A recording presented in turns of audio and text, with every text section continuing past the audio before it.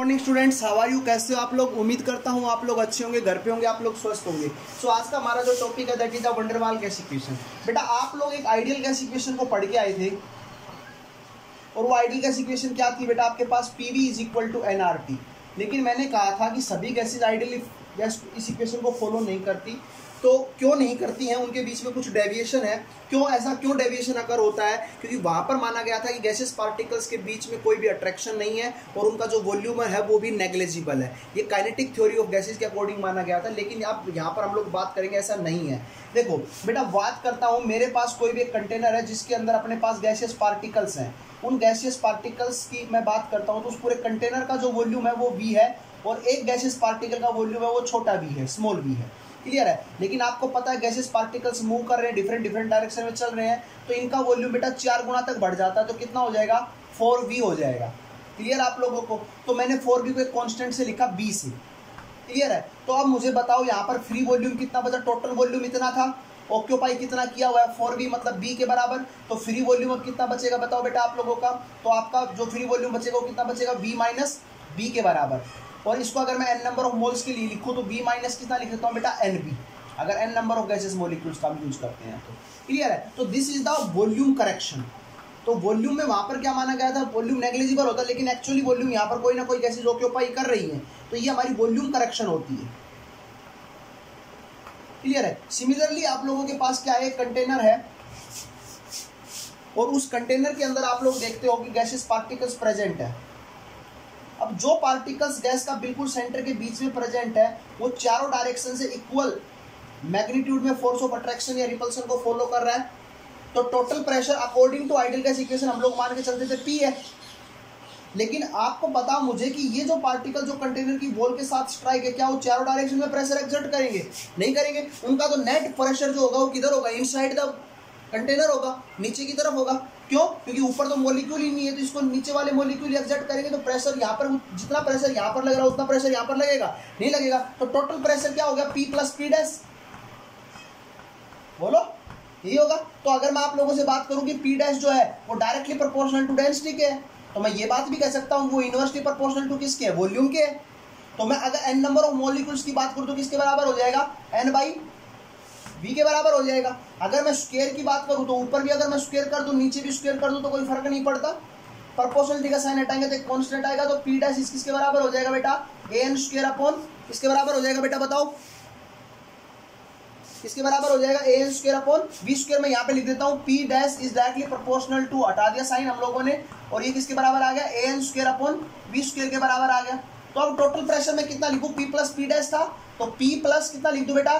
an square upon v square. ये total pressure आ गया मेरे पास। ये टोटल वॉल्यूम आ गया था, ये वाला। तो according to ideal gas equation क्या थी? PV इज इक्वल टू किसके बराबर थी? nRT के। तो P की जगह मैं क्या लिखूं बेटा? बताओ। P plus an square upon v square. v की जगह क्या लिखूं? v minus nb is equal to किसके बराबर? nRT। ये हमारे पास क्या कहलाएगी बेटा? वंडर वाल गैस इक्वेशन। क्लियर आप लोगों को? तो ये मेरे पास वंडर वाल गैस इक्वेशन कहलाएगी। इस वंडर वाल गैस इक्वेशन में a और b बेटा, जिनको हम लोग वंडर वाल गैस कांस्टेंट के नाम से जानते हैं, वंडर वाल गैस कांस्टेंट के नाम से जानते हैं। क्लियर आप लोग किसके नाम से जानते हैं? वंडर वाल गैस कांस्टेंट के नाम से जानते हैं। तो यहां तक कि आप लोगों ने बातें देखी किस प्रकार से हमारे पास ड्राइव हुई है वंडर वाल गैस इक्वेशन, आप लोगों को उम्मीद करता हूं समझ में आई होगी। ठीक है?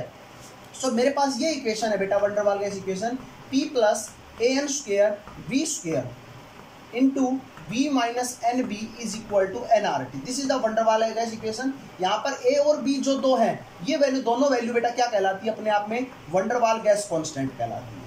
वंडर वाल गैस कांस्टेंट कहलाती है बेटा। इनकी सिग्निफिकेंस क्या है? a जो अपने पास है वो बेटा tells about the force of attraction, कि गैसियस मॉलिक्यूल्स में कितने तरह का कितना फोर्स ऑफ अट्रैक्शन है या नहीं है, या magnitude of force of attraction बताता है। Magnitude of force of attraction. और जितना ज्यादा a होगा उतनी ही ज्यादा a की वैल्यू, जितनी ज्यादा a की वैल्यू होगी उसमें फोर्स ऑफ अट्रैक्शन उतना ही ज्यादा होगा।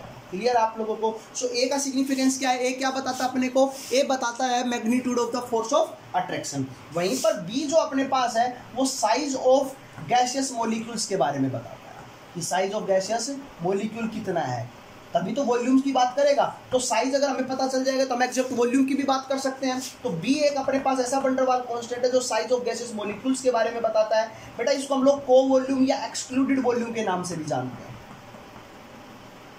एक्सक्लूडेड वॉल्यूम के नाम से भी जानते हैं। तो बेटा कई बार सीधा क्वेश्चन आता है कि आप लोगों के पास सिग्निफिकेंस ऑफ वंडर वाल गैस कांस्टेंट क्या है, तो आप लोग इजीली उसका आंसर दे पाओगे सिग्निफिकेंस ऑफ वंडर वाल गैस कांस्टेंट क्या होते हैं। क्लियर? आप लोगों को ए क्या बताता है और बी क्या बताता है, इस बारे में आप लोगों को आंसर बताना है।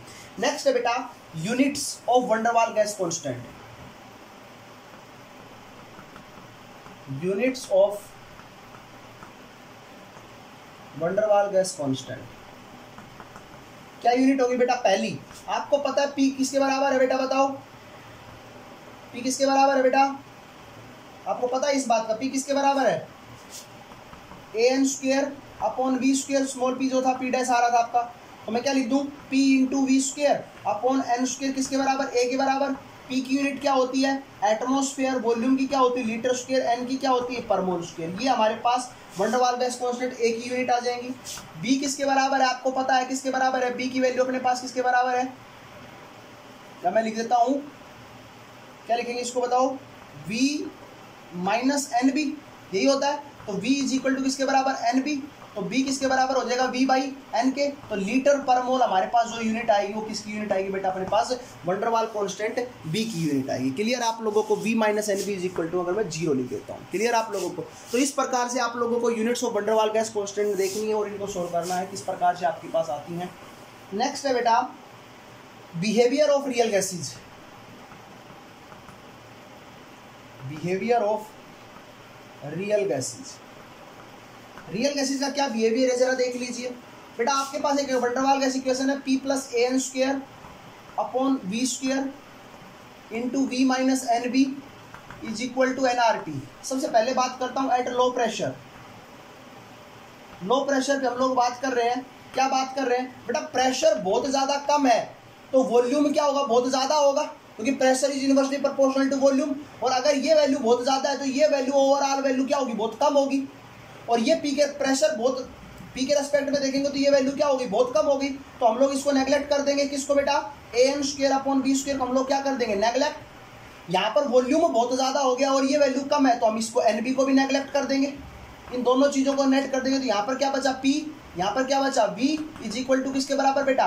एनआरटी के बराबर। तो हम कह सकते हैं कि लो प्रेशर के ऊपर आपकी रियल गैस भी है वो किसकी तरह बिहेव कर रही है बेटा? आइडियल गैस की तरह फॉलो कर रही है। समझ में आई आप लोगों को बात? तो ये इसका बिहेवियर था रियल गैस का लो प्रेशर के ऊपर। नेक्स्ट है हाई प्रेशर पर। At high pressure, high pressure पे कैसे करेंगे बेटा? मेरे पास एक वंडर वाल गैस इक्वेशन है p plus a n square upon v square into v minus n b is equal to किसके बराबर बेटा? एनआरटी के बराबर। तो हाई प्रेशर, प्रेशर बहुत ज्यादा है तो वॉल्यूम क्या होगा बेटा? बताओ वॉल्यूम क्या होगा? बहुत ज्यादा होगा या कम होगा? वॉल्यूम बहुत कम होगा। ये वैल्यू यहां पर इतनी ज्यादा, सॉरी क्या बोल गया मैं?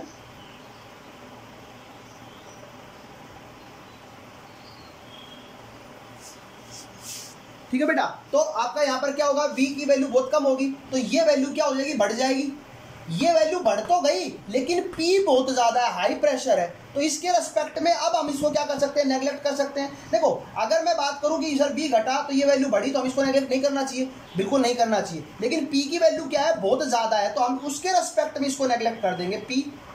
और आपको पता है वॉल्यूम की वैल्यू कम है तो आप इसको नेगलेक्ट नहीं कर सकते। तो ये क्या बच जाएगा? इधर से P बच जाएगा, इधर से क्या बच जाएगा? V minus n b is equal to किसके बराबर बेटा? एनआरटी के बराबर। तो मैं इसको क्या लिख दूं? PV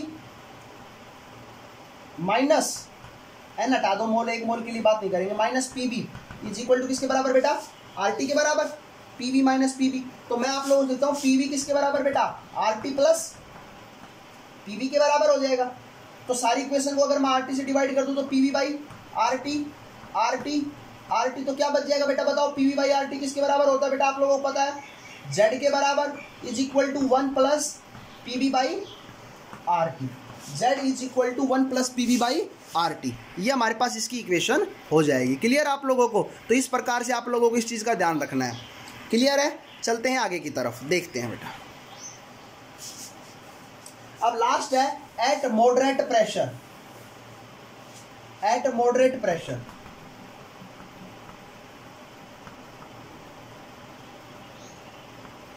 मॉडरेट प्रेशर मतलब अपने पास एक वंडरवाल का इक्वेशन है P plus AN square upon V square B minus NB is equal to NRT equation है। अब मॉडरेट प्रेशर की आप लोगों से मैं बात करूं तो प्रेशर ना बहुत ज्यादा है ना बहुत कम है, क्लियर आप लोगों को। तो V आपको पता है घटेगा, तो A अपॉन V स्क्वायर की वैल्यू क्या बढ़ेगी, बोलो A अपॉन V पूरे की वैल्यू। V अगर घट रहा है, प्रेशर थोड़ा ज्यादा है, तो आपके पास वॉल्यूम की वैल्यू घटेगी और ये वैल्यू ओवरऑल क्या हो जाएगी, बढ़ जाएगी। सो हम इसको नेग्लेक्ट नहीं कर सकते। तो हमारे पास क्या बचेगा बेटा, P प्लस में N की छोड़ो, N मोल एक मोल के लिए करते हैं, P plus A upon V square. बोलो क्लियर आप लोगों को।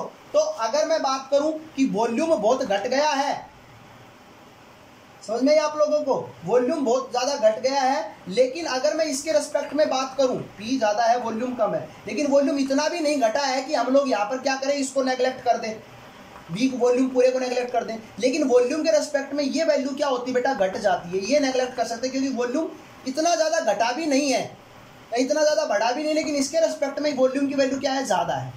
तो हम क्या लिख देंगे बेटा, RT। सोल्व कर लोगे तो क्या आ जाएगा बेटा, P प्लस या PV plus A by B is equal to किसके बराबर बेटा, RT के बराबर। बोलो तो इसको RT से डिवाइड कर दूं, इसको RT से डिवाइड कर दूं, इसको RT से, तो PV बाई RT किसके बराबर होगा, Z plus A RTV is equal to 1। Clear है। तो Z प्लस A RTV, तो ये क्या जाएगा, Z is equal to minus, तो Z is equal to 1 minus A RTV, ये इसके बराबर होगा। क्लियर आप लोगों को। तो इस प्रकार से हम लोग आपके साथ बात कर सकते हैं, Z की वैल्यू ये मेरे पास आएगी। तो ये छोटी छोटी बातें थी बेटा। दोबारा से इस चीज को देख लीजिए, मॉडरेट प्रेशर है, मतलब प्रेशर हाई भी नहीं, बहुत ज्यादा हाई भी नहीं है, लेकिन हाई है, तो वॉल्यूम क्या होगा, कम होगा, ओवरऑल वैल्यू बढ़ जाएगी। बोलो बढ़ जाएगी ओवरऑल वैल्यू। तो हम लोग इसको नेग्लेक्ट नहीं कर सकते, एज इट इज लिखूंगा। अब वॉल्यूम घट गया, मान सकता हूं आपकी बात, लेकिन वॉल्यूम इतना भी नहीं घटा है, वॉल्यूम अभी भी हाई है इसके रेस्पेक्ट में, तो इसको मैं नेग्लेक्ट कर सकता हूं। नेग्लेक्ट कर दिया और मेरे पास सोल्व करने के बाद ये सारी वैल्यू आ गई। सो ये हमारी आज की क्लास थी बेटा। उम्मीद करता हूं आप लोगों को समझ में आई होगी। फिर भी अगर किसी बच्चे को कोई चीज़ समझ में ना आई है तो आप लोग वीडियो के कमेंट बॉक्स में कमेंट करें। आप लोगों वीडियो को लाइक और सब्सक्राइब करें। Thank you, have a nice day.